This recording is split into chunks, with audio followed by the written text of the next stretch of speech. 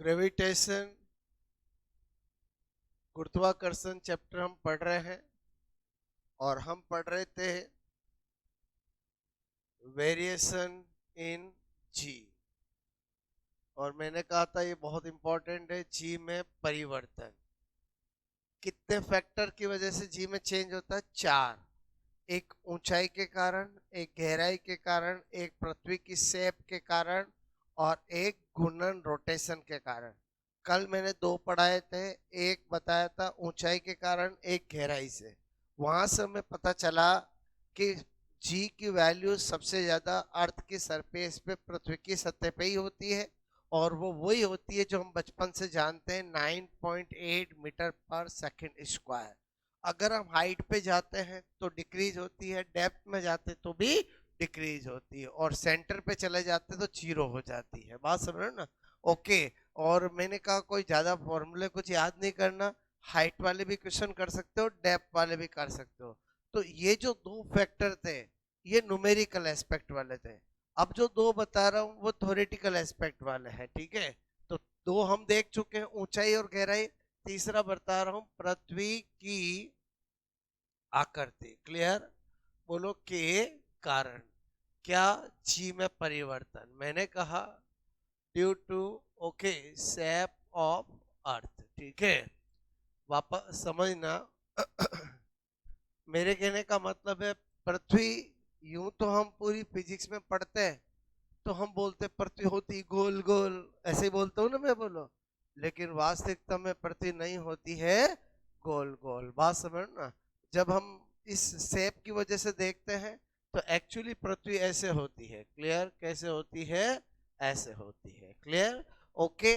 तो पृथ्वी जब ऐसे होती है तो दिस वन इज पोल और दिस वन इज इक्वेटर। बात समझना? ओके। तो मैंने कहा ये तो क्या है? इक्वेटर है। बोलो इक्वेटर मतलब विषुवत रेखा। क्लियर? और ये क्या है? बोलो पोल। पोल मतलब क्या है? ध्रुव। ओके, ध्रुव रेखा। ठीक है। अब मैंने कहा फिर तो ये क्या होगी? Radius of equator. ये क्या होगी? रेडियस ऑफ पोल। बात समझ में आए? बोलो ओके। यहाँ पे मैं अगर इस इक्वेटर पे देखूं तो मुझे पता है। बोलो जी इक्वेटर क्या होगा? तो मैंने कहा G M upon R equator का स्क्वायर। क्लियर? ओके। और मैंने कहा जब मैं जी पोल देखूं तो क्या होगा? बोलो आपसे मैं कहूं आर पोल का स्क्वायर। बात समझ में आए? ओके। अब मैंने कहा कि रेडियस इक्वेटर की पोल से ज्यादा है। कितनी ज्यादा है? तो अगर मैं ऐसे करूं थोड़ा, ऐसे करूं थोड़ा, ऐसे करूं थोड़ा, तो मुझे पता चलता है ये जो होता है यहाँ से 21 किलोमीटर होता है। कितना होता है? 21 किलोमीटर। मतलब क्या है कि इक्वेटर की रेडियस पोल से 21 किलोमीटर, 21 किलोमीटर ज्यादा होती है। क्लियर? ओके। तो 20 किलोमीटर इधर है तो 20 किलोमीटर इधर है। इसका मतलब हुआ कि जो इक्वेटर है उसका डायामीटर पोल से 42 किलोमीटर होता है। रेडियस और डायामीटर दो अलग चीज होती है। डायामीटर मतलब व्यास, रेडियस मतलब त्रिज्या। क्लियर?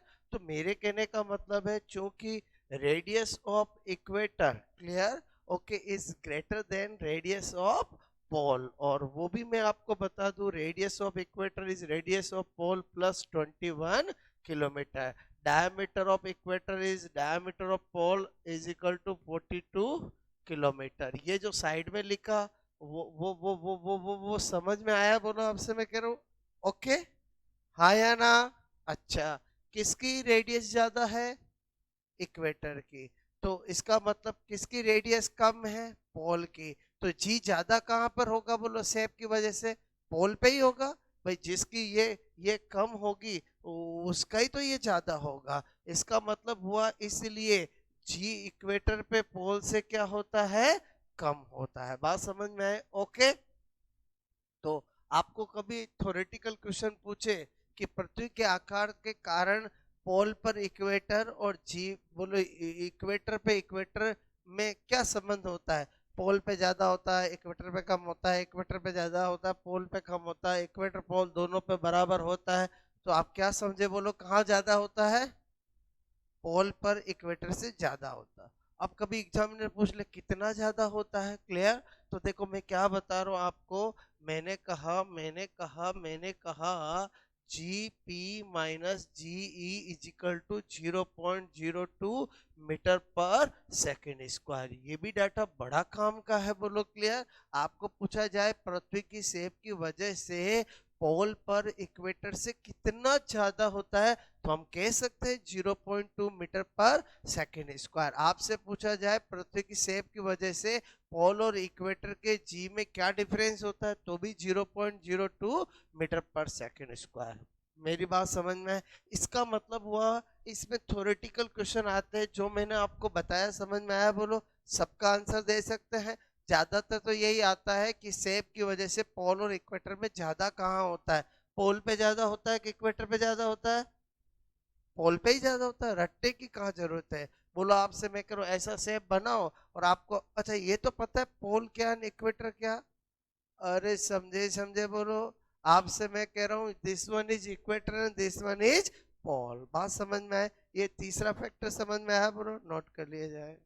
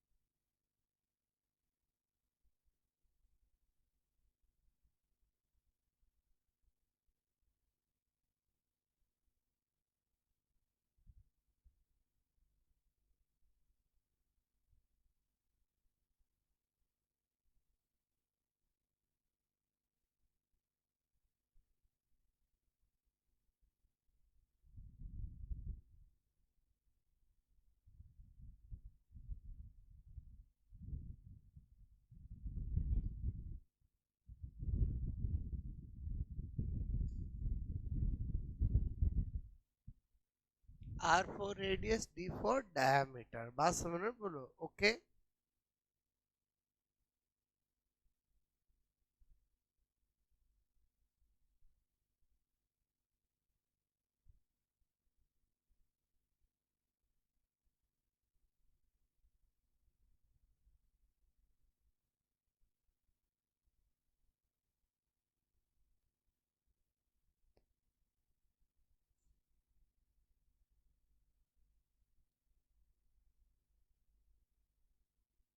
हो गया? ओके। नंबर फोर्थ बताओ मैं, बोलो? सेप की वजह से जो पूछ सकते हैं, आपको पता चल गया कि वैसे हम कहते हैं पृथ्वी होती है गोल गोल, लेकिन रियल में गोल गोल होती ही नहीं है। बोलो बात समझ ना? नंबर फोर्थ बताऊं मैं, बोलो आपसे मैं कह रहा हूँ ओके। अभी ऐसा क्यों बनाया? क्योंकि भाई जिसकी वजह से स्टडी कर रहे हैं उसको तो वैसा बना के ही करना पड़ेगा, तो ही हम स्टडी कर पाएंगे कि सेब की वजह से भी जी में चेंज आता है, वेरिएशन आता है, पोल पे अलग होता है और इक्वेटर पे अलग होता है। ठीक है, हो गया नोट? बोलो नंबर 4। मैंने लिखा, बोलो पृथ्वी के ओके घूर्णन के कारण। ओके, मैंने कहा पृथ्वी के घूर्णन के कारण, यानी due to rotation of earth. Clear?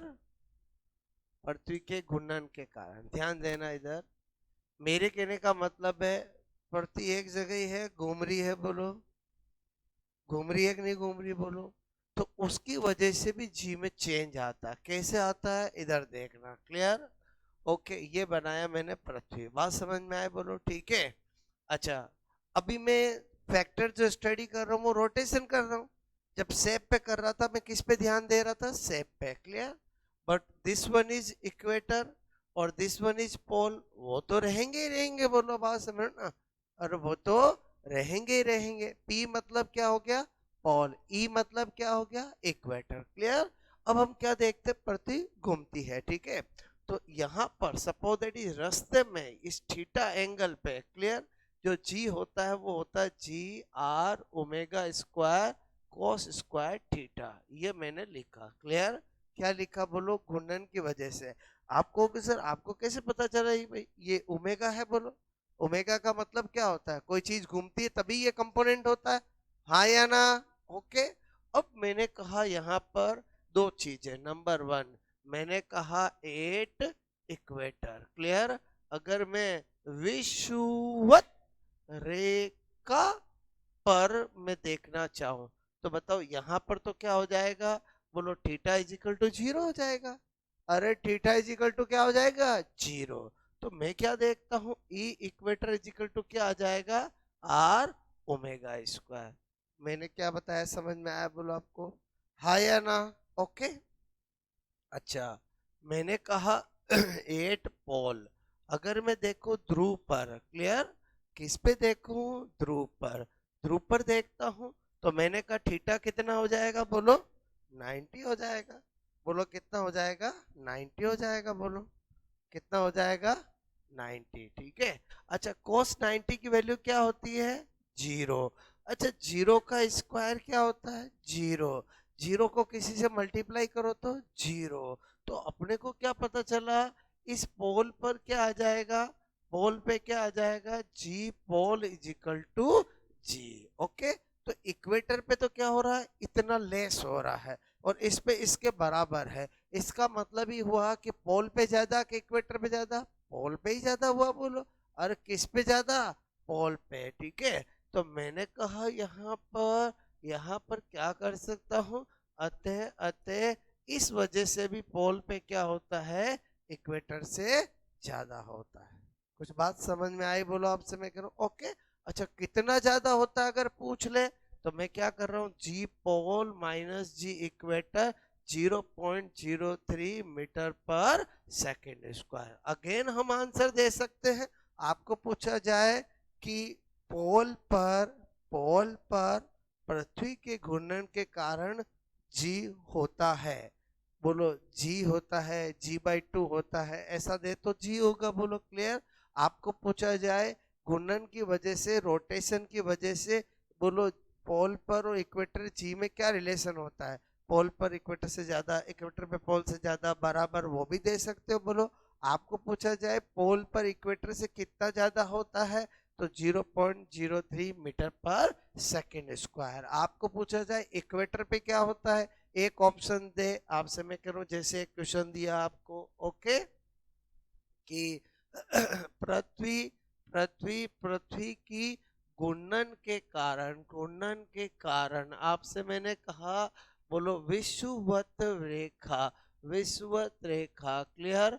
मैंने कहा आपसे मैं करूं पर गुरुत्वीय त्वरण, क्लियर, होगा। क्लियर? आपको क्या पूछा? आपसे मैं कह रहा हूं, मैंने कहा फाइंड, ठीक है, फाइंड आउट G8। आपसे मैं करूं इक्वेटर, ओके, आपसे मैं करूं due to rotation, clear, of, मैंने कहा अर्थ। क्लियर? ओके, ऐसा मैंने शॉर्ट में लिखा, बात समझ ना। ऑप्शन देखो, पहला option A B C D, ठीक है। एक दिया जी माइनस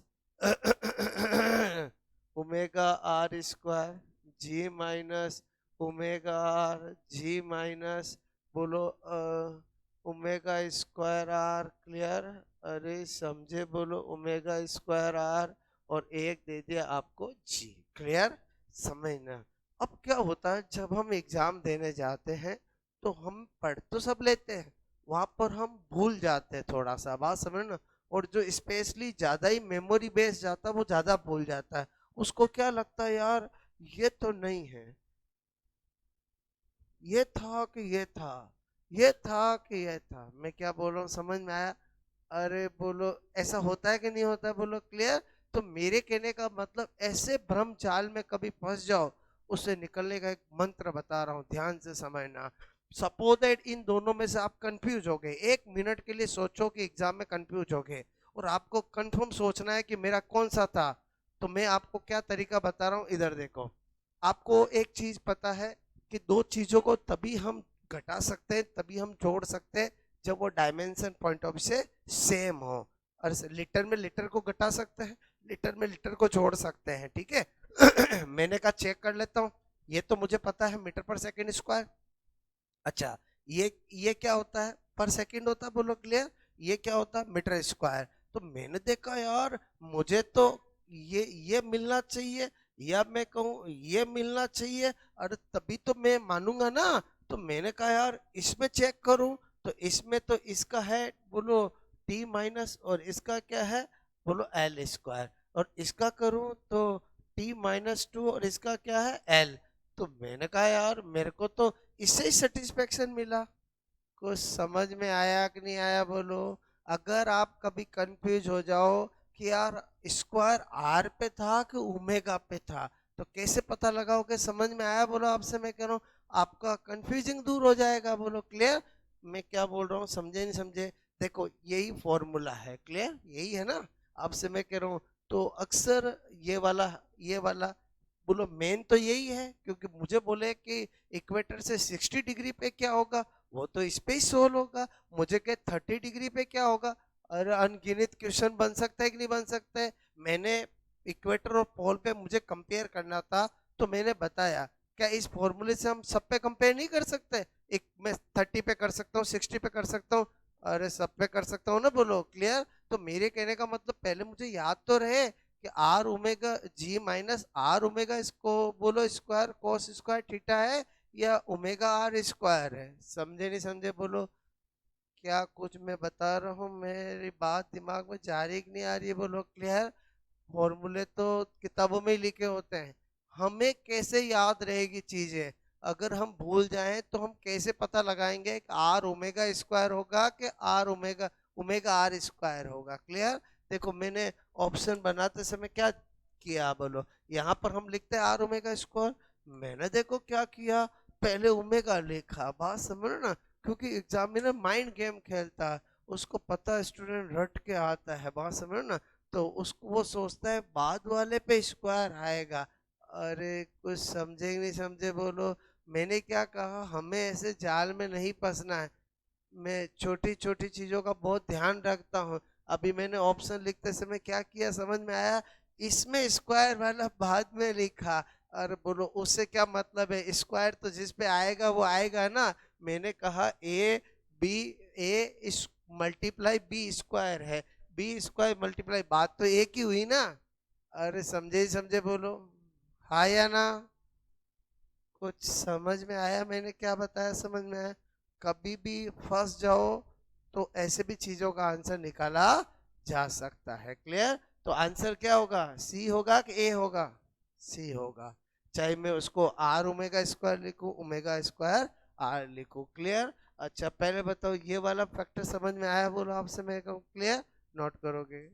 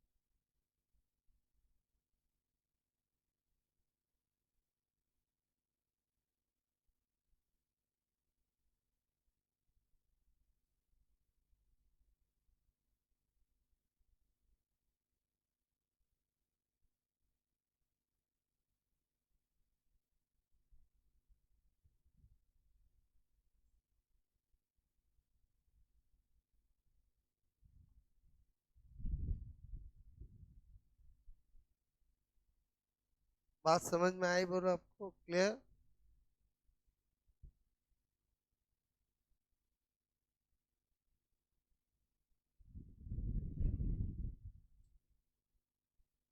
क्या सिखाना चाह रहा था मैं, समझ में आया बोलो आपको? चार की वजह से जी में चेंज आता है। कल दो सिखाए थे, एक हाइट और एक डेप्थ। आज सिखाया एक शेप और एक रोटेशन। क्लियर? ये दो थ्योरेटिकल एस्पेक्ट रखते हैं, वो दो न्यूमेरिकल रखते हैं। फिर भी मैंने आपसे इसमें भी बताया कि इसमें कैसे क्वेश्चन बन सकते हैं। सबसे ज्यादा तो यही पूछा जाता है कि रोटेशन की वजह से कहाँ पर जी ज्यादा होता है, पोल पे होता है कि इक्वेटर पे होता है? पोल पे। तो एक बात तो श्योर हो गई, शेप हो या रोटेशन हो, पोल पे इक्वेटर से जी ज्यादा होता है। बात समझ में आए बोलो? ओके, ये किया नोट बोलो? और कितना ज्यादा होता है वो भी मैंने बताया, 0.3 मीटर पर सेकेंड स्क्वायर। ओके, कितना ज्यादा होता है ये बहुत रेयरली पूछा जाता है। बात समझ ना? और ये पूछा जाता है तो फिर वो टफ क्वेश्चन हो जाता है। बात समझ ना? इसलिए मैंने अंतर बता दिया, तो कितना ज्यादा होता है वैसे ही पता चल गया बोलो। और समझे नहीं समझे बोलो? क्लियर? एक ए है एक बी है, ए बी का अंतर 4 है, तो ए बी से कितना ज्यादा है? हर 4 ही हुआ ना। मैं क्या बोल रहा हूँ, मेरी बात समझ में आई बोलो? एक बार वापस बोलूं कि समझ में आ गया? बोलो, अंतर कितना है? 0.03 मीटर पर सेकेंड स्क्वायर। और इस क्वेश्चन में क्या सिखाना चाह रहा था, समझ में आया? ये अभी इजी लगता है, जब हम सब कुछ पढ़ के एग्जाम में जाते हैं तो सब एक जैसे लगते हैं वहां पर एग्जाम में। मैं वो सोच रहा हूँ। क्लियर? ओके।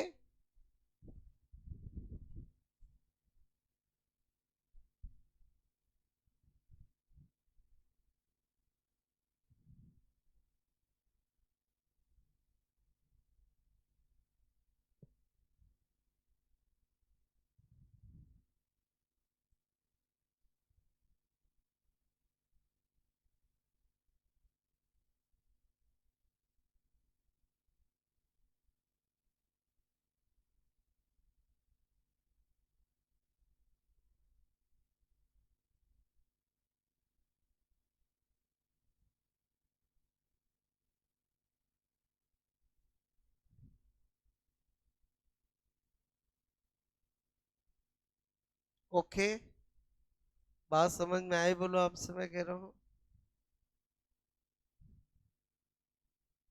ओके, आए समझ में बोलो?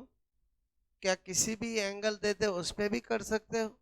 कोस 30 की वैल्यू भी जानते हैं, कोस 45 की, अरे जानते कि नहीं जानते बोलो? क्लियर? ओके, तो ये वाला फैक्टर समझ में आया बोलो आपसे मैं कह रहा हूँ? ओके, चलो मैंने कहा एक क्वेश्चन और पूछता हूँ। ठीक है, ये तो आगे समझ में पक्का? फॉर्मूला ध्यान रहेगा, ये फॉर्मूला भी एग्जाम में पूछ लिया जाता है कि बोलो रोटेशन की वजह से थीटा एंगल पर जी क्या होता है। ओके, तो क्या याद होना चाहिए? G is equal to G minus, ये जी डैश मतलब समझ के बोलो? क्लियर? जी माइनस आर के omega R square, R omega square. समझ में आया बोलो आपसे मैं करूं? क्योंकि आर ओमेगा स्क्वायर होगा तभी तो मीटर पर सेकंड स्क्वायर बनेगा। और समझे समझे बोलो? Cos square theta. ठीक है, अच्छा, तो फिर मैं आपसे एक और क्वेश्चन पूछ रहा हूँ। ये तो कर लिया बोलो आपने? ओके, अच्छा, मैंने कहा मैंने कहा ठीक है, पृथ्वी की घूर्णन, पृथ्वी के घूर्णन के कारण। क्लियर? ओके, पृथ्वी के घूर्णन के कारण, ठीक है, कारण मैंने कहा थीटा बराबर, क्लियर,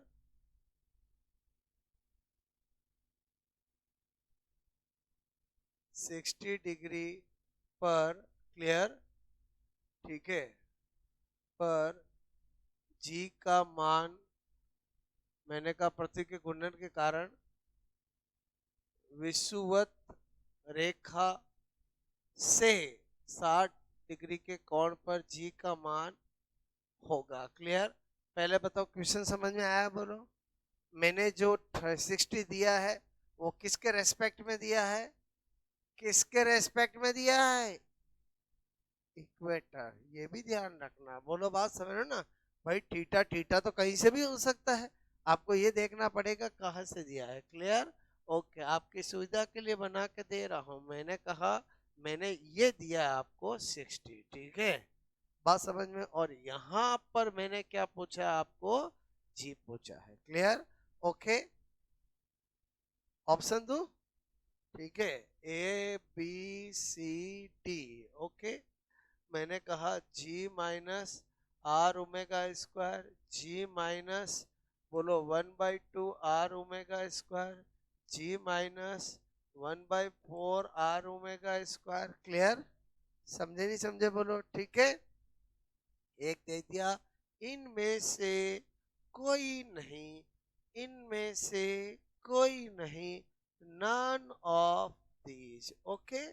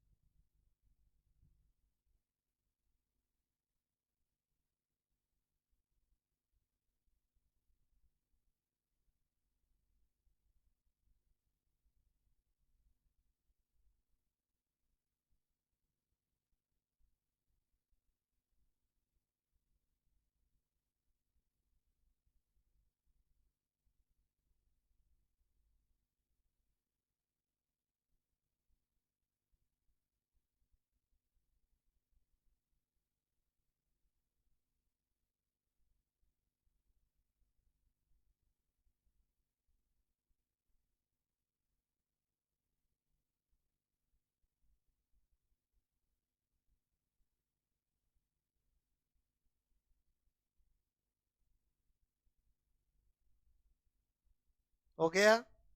अरे वेरी इजी बोलो। क्लियर? ओके, बोलो सबसे पहले आप देखते ही रोटेशन की वजह से क्या करोगे, G minus R omega square cos theta. बोलो कोस स्क्वायर थीटा, थीटा कितना है 60। अच्छा, कोस 60 की वैल्यू कितनी होती है 1/2, पक्का 1/2 होती है, सब जानते हो। बोलो क्लियर? तो मैंने कहा जी, बोलो dash is equal to G R omega square को, मैंने कहा यहाँ लिख दूं, बोलो 1/2 का स्क्वायर। बोलो बात समझ में है? तो क्या हो जाएगा, बोलो G dash is equal to G minus 1/4 R omega square. ये मैं केवल सैंपल करा रहा हूँ, मतलब आपको पता चलना चाहिए कि जो फैक्टर हम पढ़ रहे हैं उससे कैसे क्वेश्चन आएंगे। क्लियर? बात समझ में है? अगर मैं अभी आपको 30 देता तो और अलग आंसर होता, अरे बोलो 45 देता तो और अलग आंसर होता। जैसे ही 45 देता तो आंसर ये हो जाता, बोलो, क्योंकि 45 की वैल्यू कितनी होती, 1/√2। 1/√2 का स्क्वायर करोगे तो कितना 1/2। मतलब कुछ समझे नहीं समझे बोलो। ओके, इन सब के लिए क्या याद होना चाहिए, समझ में आया बोलो? मैंने चारों फैक्टर आपको स्टडी कराया है। चारों फैक्टर पढ़ने के बाद उनका रिवीजन सिर्फ 1 मिनट का नहीं है। कैसे, मैं बताता हूँ, पहले ये नोट कर। ये क्वेश्चन समझ में आया बोलो आपको? ओके,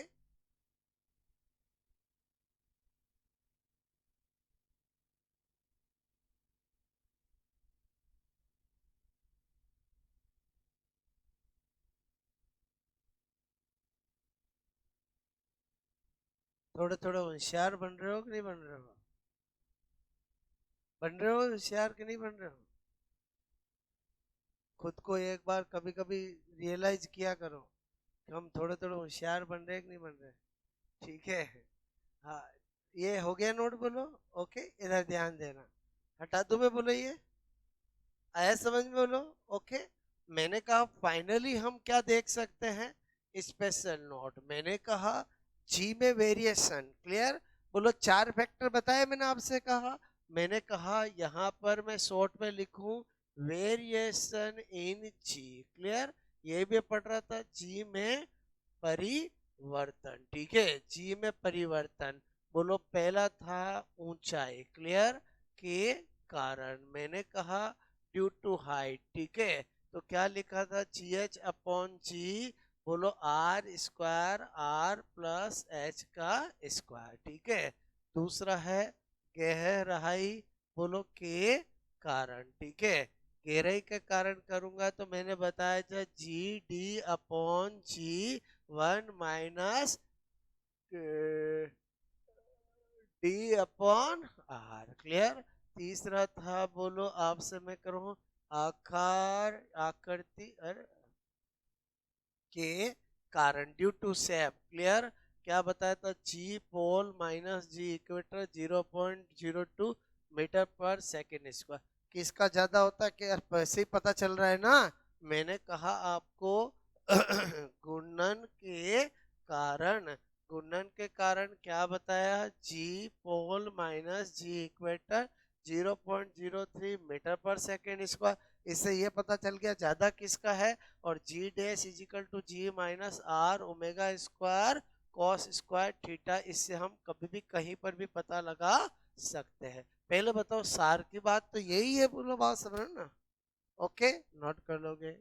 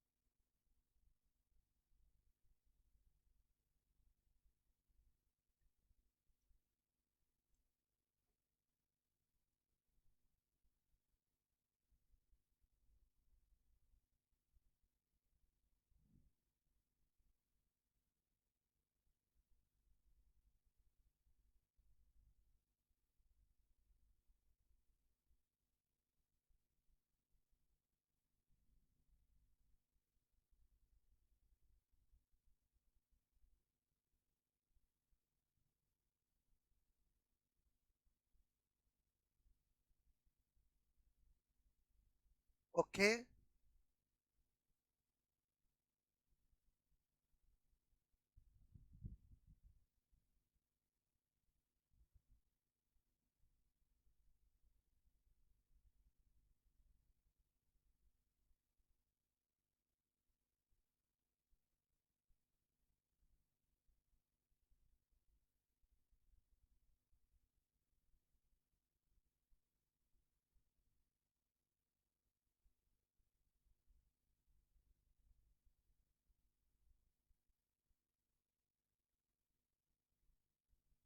ओके, मेरी बात समझ में आई, बोलो आपको।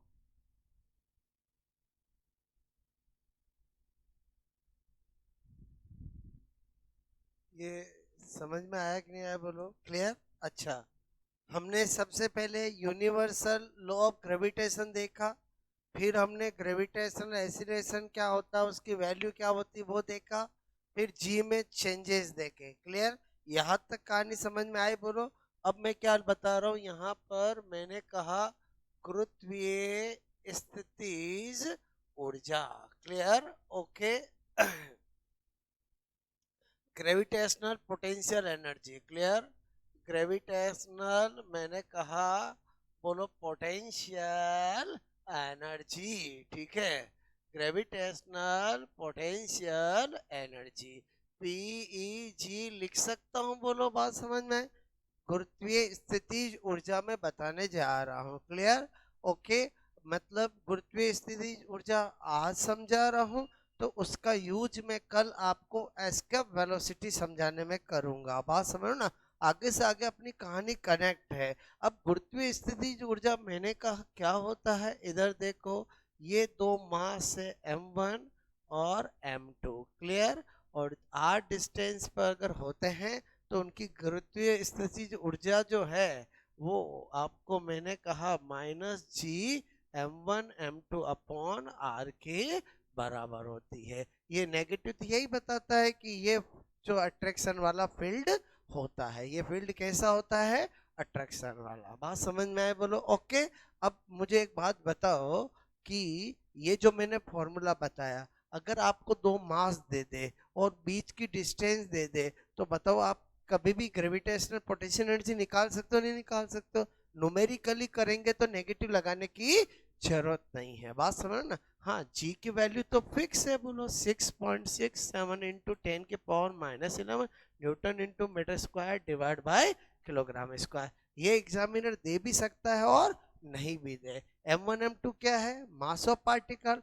r क्या है? Distance between particle. बात समझ में आए? बस यहाँ पर एक स्पेशल नोट ध्यान रखना है।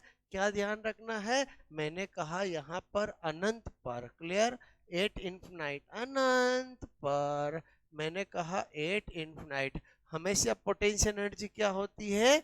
जीरो होती है। कोई सी भी पोटेंशियल एनर्जी जो किसी भी फील्ड की हो, इन्फिनाइट में वो क्या होती है?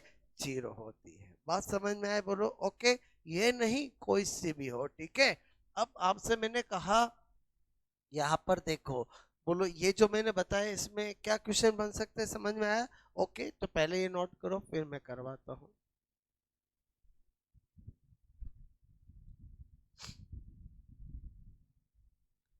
ये भाषा में लिखो कि समझ गए? जरा पढ़ के बताना ये क्या लिखा मैंने। अरे क्या लिखा? अनंत पर गुरुत्वीय स्थिति ऊर्जा का मान शून्य होता है, यही लिखा। At infinite gravitational potential energy is zero. Clear?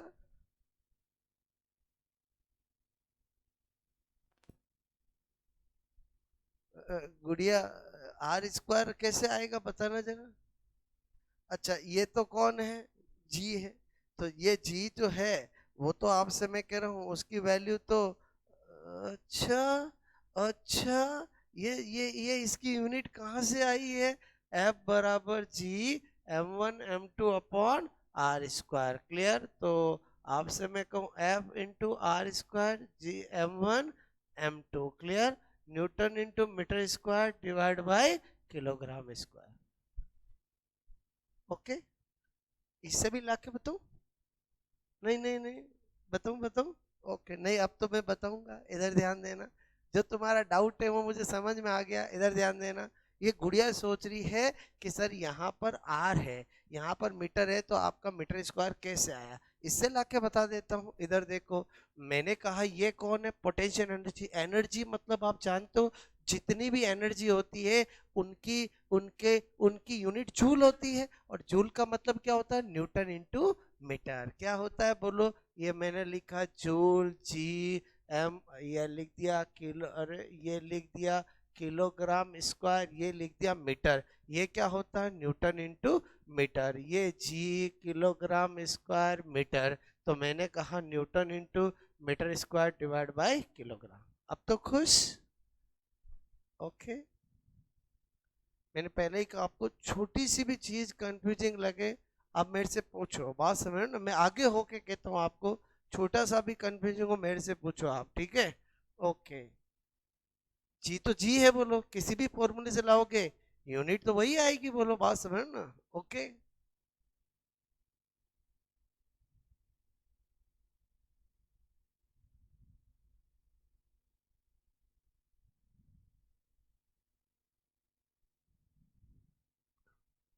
मैं क्या सिखाना चाह रहा था समझ में आया बोलो आपको? ओके, करे क्वेश्चन इसका।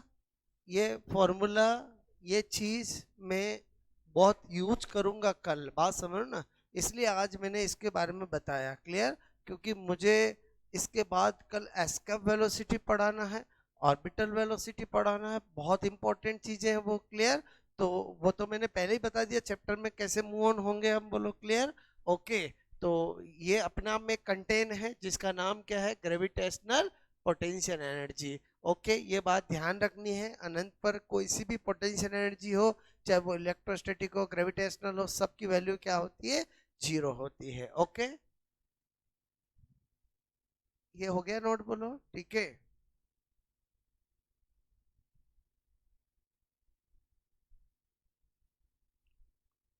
फिजिक्स में फोर्स कहीं भी आता है, फोर्स तो न्यूटन ही होगा, बोलो। अरे मास कहीं भी आता है वो तो किलोग्राम ही होगा ना, किसी भी फॉर्मूले।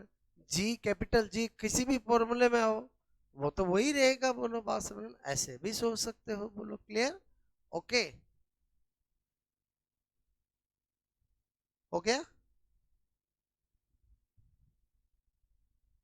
एक क्वेश्चन कर रहे हैं इससे, बोलो। डायरेक्ट फॉर्मूला बेस्ड क्वेश्चन आता है, ठीक है।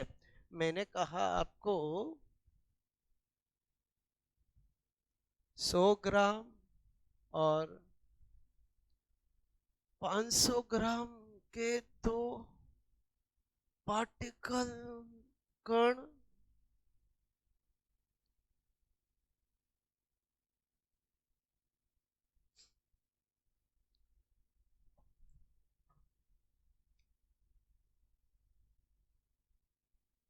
6.67 सेंटीमीटर दूरी पर स्थित है, तो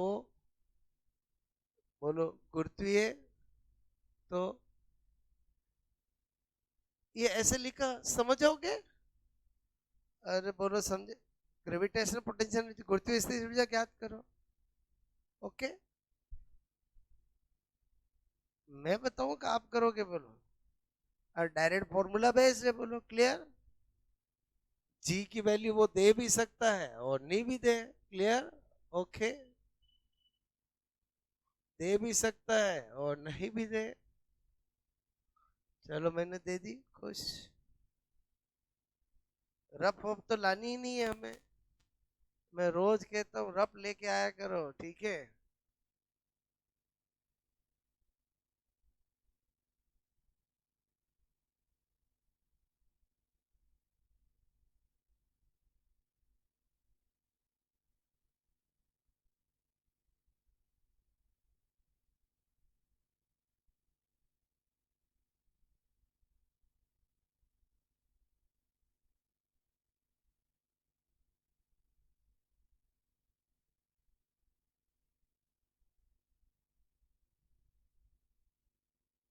ओके,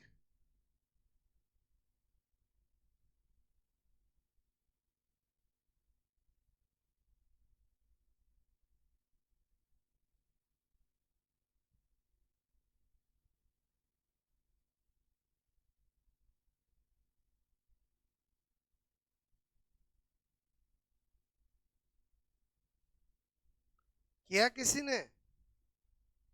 क्या आया?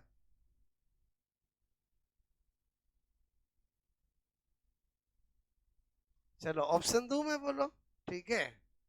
ओके, पहला 50 जूल, 0.005 जूल, और कोई अलग?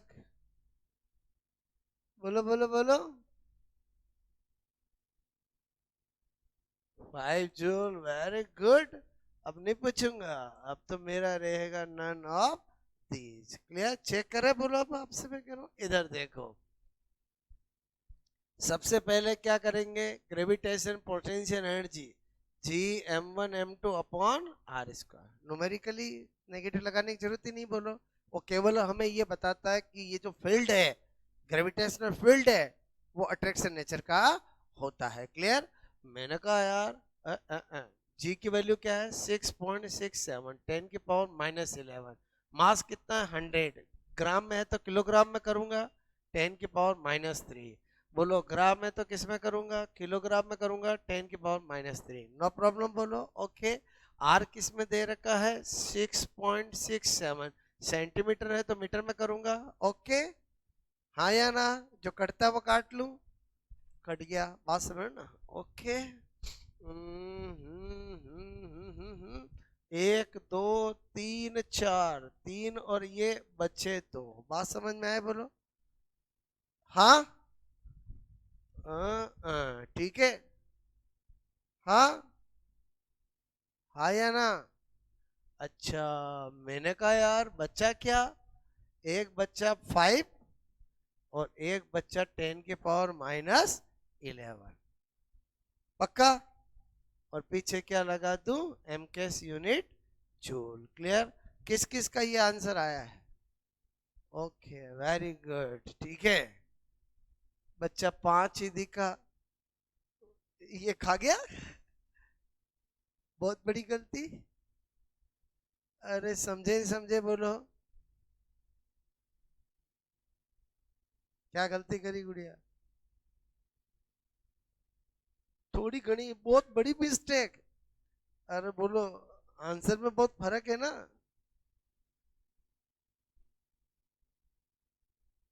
जीरो 0.005 गुड़िया। पहले तो मैं पहले ही कहता हूँ रब जरूर लेके आया करो, बात समझो ना। ओके, क्योंकि रब में फटाफट आपको करना चाहिए।